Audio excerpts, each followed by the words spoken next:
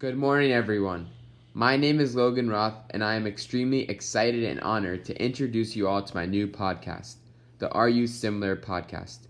This upcoming production will be a one-time listen in which we highlight the many facets that surround the book Animal Farm. In this allegory, Napoleon is the evident leader who emerges fast from the intelligent pigs. He quickly eliminates all surrounding competition and installs ways to enhance Animal Farm into a more industrialized entity.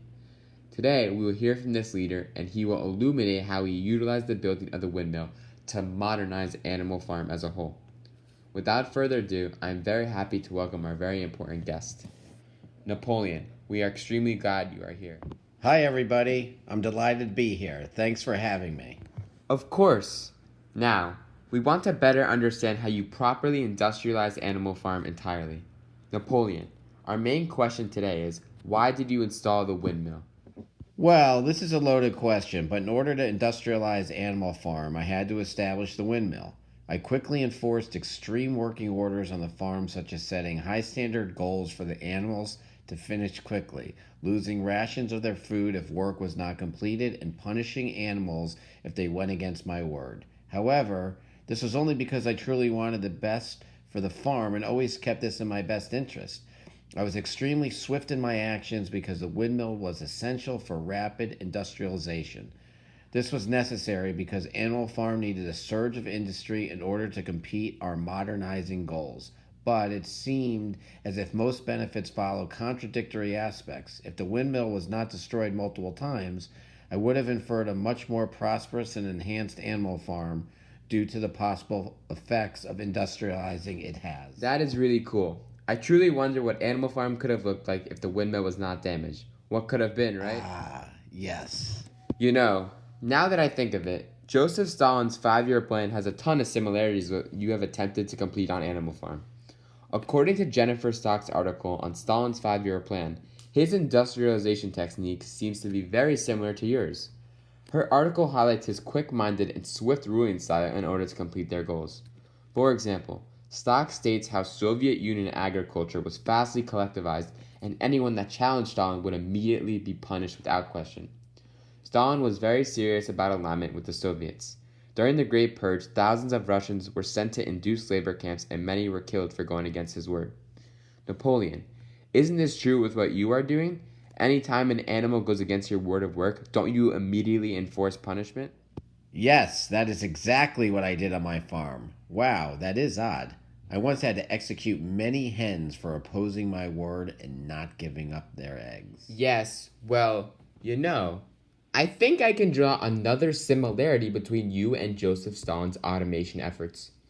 According to Joseph Stalin Deport's 3 million 1940s, Stalin set inconceivable ambitions of coal, iron, and electrical production on his workers in under 5 years.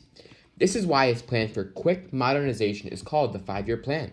In fact, I will now highlight a poster that illuminates Stalin's outpouring of industry.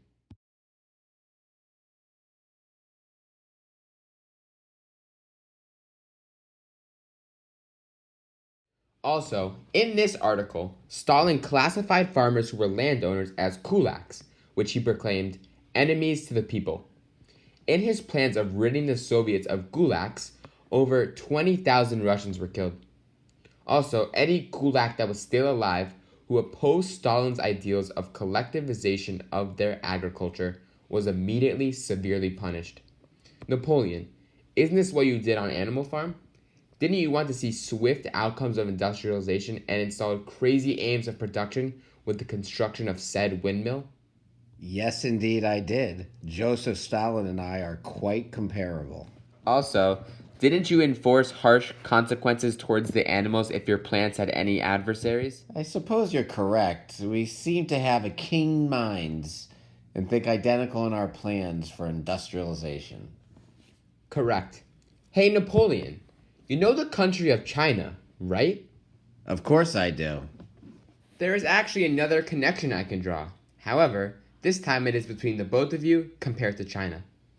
Similar to how China is currently the greatest industrial power in the world, constantly producing industrial goods like steel, coal, cement, and others due to their modernization techniques, I believe that what you tried to complete on Animal Farm is very much alike. Didn't you, Napoleon, strive to install the windmill in order to effectively automate Animal Farm? Yes, you are right once again. I don't know how you are always so spot on. I am so happy I got to come today and join you. This has been an eye-opening and great experience. Thank you so much. You are very, very welcome, Napoleon. This has been extremely fun for me and the listeners as well. I am glad you were a part of it. Alright guys, that's all the time we have today. Unfortunately, this is a one-time experience, so we won't be back for another one.